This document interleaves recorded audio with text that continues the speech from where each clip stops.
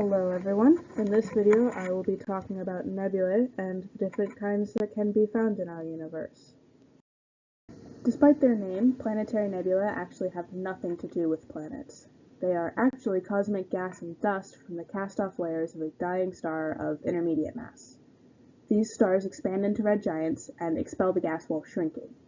This gas is ionized by energy temporarily radiated from the star, and the glow is what we see as planetary nebulae. This misnomer comes from the fact that early astronomers thought they were looking at gas planets. The Ring Nebula, also designated as Messier 57, is probably the most well-known planetary nebula. Emission nebulae have a few possible causes, one of which is that a region of the nebula itself collapsed and started generating light in a similar way to planetary nebula, where the gas is ionized. It is believed that our solar system started its life as an emission nebula. They are normally formed when a star either dies or is born, and are typically portrayed as red due to the high amounts of hydrogen they contain, though the color depends on the chemical composition. The Orion Nebula is easily the most famous emission nebula, and can be found between the last two stars of Orion's sword, although under the right conditions it is bright enough to be seen with the naked eye. Reflection nebulae reflect light from nearby stars. The brightest reflection nebulae are found where stars are being created. Often, reflection and emission nebulae are seen together. Reflection nebulae tend to be portrayed as blue because the light reflects better off of the carbon than the hydrogen.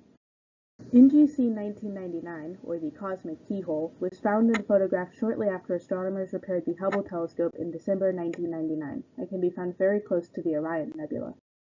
Dark nebulae, also known as absorption nebulae, are clouds of dust and gas so dense they obscure visible wavelengths of light from the objects behind them.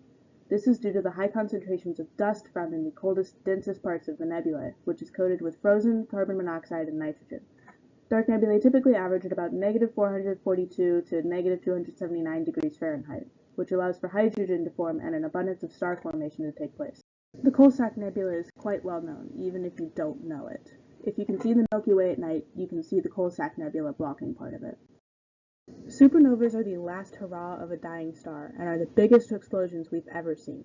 They occur when a star at least 5 times the mass of our Sun dies, and they can also occur if at least one Earth-sized white dwarf collides with its partner star in a binary system.